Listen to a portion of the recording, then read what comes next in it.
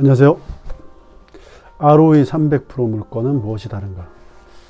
오늘은 지난 시간에 이제 입찰 이행 보증 방식에 대해서 한번 알아봤잖아요. 입찰 이행 보증 방식은 반드시 먹어야 될 때 1차적으로 근저당권을 계약해서 먼저 매수하고 2차적으로 내가 근저당권을 싸게 산 만큼, 즉 바꿔서 얘기하면 이자를 깎고 원금을 깎아서 싸게 산 만큼 그만큼 더 높은 가액으로 실제 입찰 가액을 쓸 수 있고, 그 쓴 입찰 가액하고 근저당권 가액하고 상계시켜서 내가 결국은 차액만 낙찰 잔금은 납부하면 된다.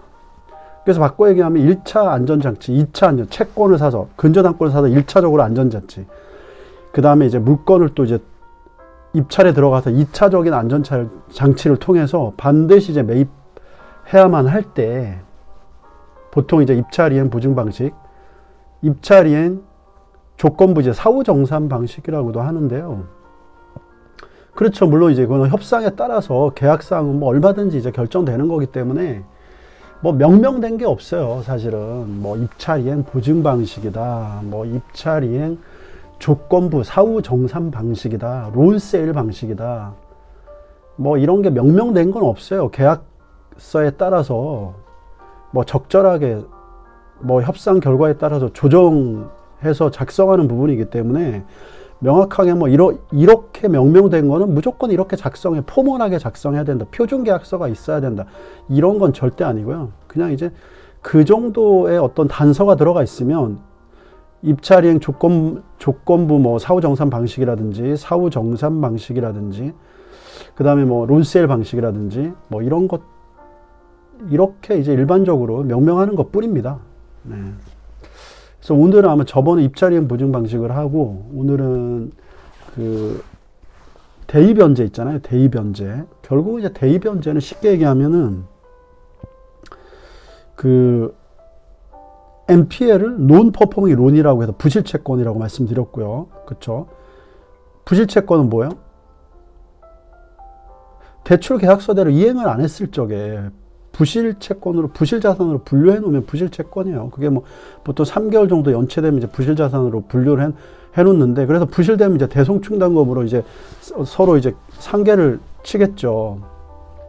그래서 이제 보통 부실채권 되면 자산관리회사에서 그걸 이제 뭐 높은 가액으로 낙찰 들어오는 것을 유도하기 위해서 뭐 거기 가서 컨테이너 뭐 갖다 놓고 유치권 같은 거 들어올까봐 막 이렇게 방해, 예방 활동을 하는 경우가 있어요, 보통.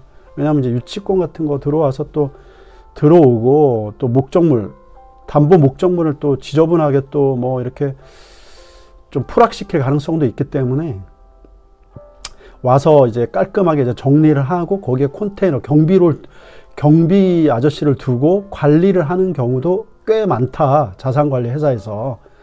그러면 이제 이런 것들을 왜 하겠어요, 그죠? 결국은 이제 높은 가액의 입찰이 들어오게 유도하려고 하는 거죠.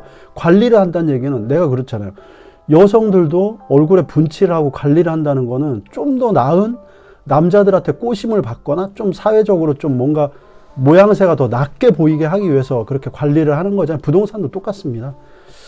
그렇게 이제 했을 경우에 이제 높은 가격으로 들어오면 배당을 이제 높게 받고 다 회수를 하고 이제 빠져나갈 수가 있겠죠. 그 저번에 이제 말씀드린 거는 GPL이라고요.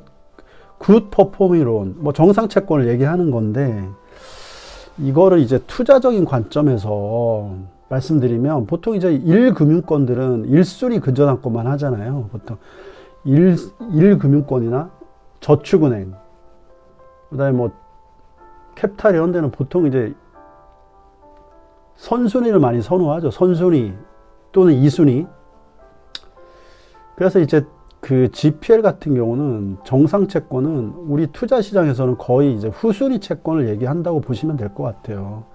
즉, 바꿔서 얘기하면 10억짜리 물건에 LTV를 뭐 한 5, 60% 적용해서 신한은행이 1순위 근저당권을 설정했다. 그럼 10억이라고 정확하게 밸류에이션 평가를 했어요. 그죠?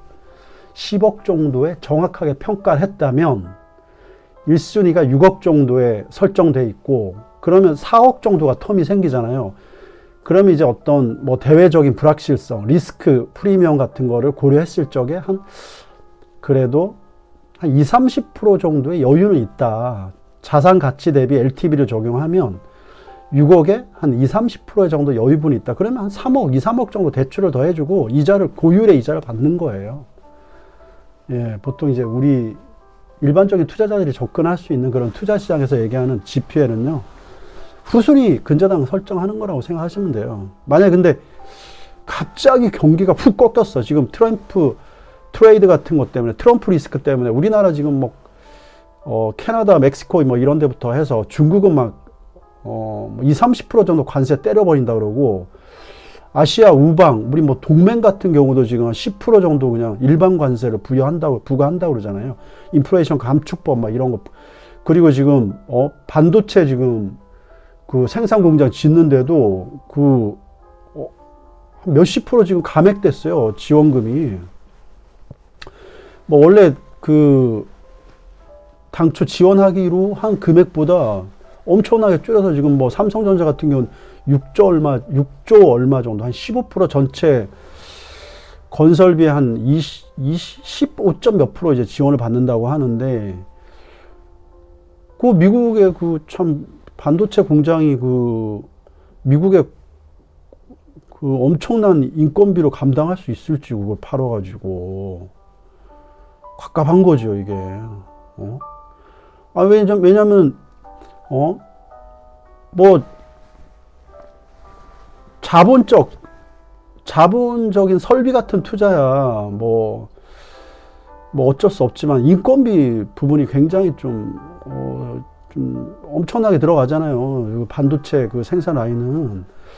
근데 이제 저런 동남아 이제 뭐 예를 들어서 이건 폄하하는 게 아니고요. 뭐 인도나 이런데 좀 상대적으로 이제 경제적인 그런 인건비를 통해서 생산을 하면 마진율이 굉장히 좋아지기 때문에 글로벌 거시경제적인 측면에서 유동성, 돈을 많이 벌어들이잖아요. 돈을 많이 벌어들여야지, 외화를 많이 벌어들여야지, 우리나라의 외환 보유고가 많아야지 상대적으로 우리나라 원화의 가치가 평가절상이 되는 거고, 평가절상돼야지 나름대로 이제 우리나라의 어떤 인플레이션은 결국 이제 경제가 상승한다는 거잖아요. GDP가 올라간다는 거잖아요. 뭐 GDP가 올라가는데 인플레이션을 막을 수가 있습니까? 뭐 그러면 여러 가지 통화 정책을 써갖고 인플레이션을 낮추는 거지. 돈이 많이 돌아야지 뭐 민생이든 뭐든 미시 경제를 살림살이를 할 수 있을 거 아니에요. 근데 지금 이제 트럼프 리스크 때문에 지금 글로벌 거시경제가 참 만만치 않다. 근데 뭐 집값이 오른다, 또 뭐 투기꾼들은 또 정말 개소리 하고 있는데 그러지 마세요, 제발. 왜 자꾸 집 살려고 하는 사람이 서울로만 몰리겠습니까? 다 떨어질 가능성이 높다고 생각하기 때문에, 그래도 안전지대는 서울이라고 생각하기 때문에 미친 듯이 서울에 몰리는 거예요. 옛날에 6.25 전쟁 났을 때 우리가 어디까지 피난을 갔어요? 부산 저기 낙동강 끄트머리까지 갔잖아요. 왜 갔어요, 거기에? 안전지대라고 생각하기 때문에 간 거 아니에요. 거시경제가 망가지고 있는데 지금 어떻게 집값이 상승해? 유동성이 없어지는데 어떻게 지금 유동성 경색이 되고 있는데 어떻게 집값이 올라가요? 강남에 몇십억, 몇백억, 이거는 그들만의 리그라니까요. 자꾸 거기에 현혹돼서 쫓아가지 마세요. 나중에 뒤통수 제대로 맞고 그냥 깨구락지 되는 경우가 있어요. 전세 자살, 전세 깡통 자살 알고 계세요, 도대체? 정신 좀 차리세요. 그렇게 아줌마들이 그렇게 많이 가담 세력이 된대. 투기고 가담하시다가 중개 사무소에서 찔르면 3년 이하, 3천 이하 3년 이하의 징역이에요. 그거 투기 조장하는 세력들. 그거 조심하셔야 돼요.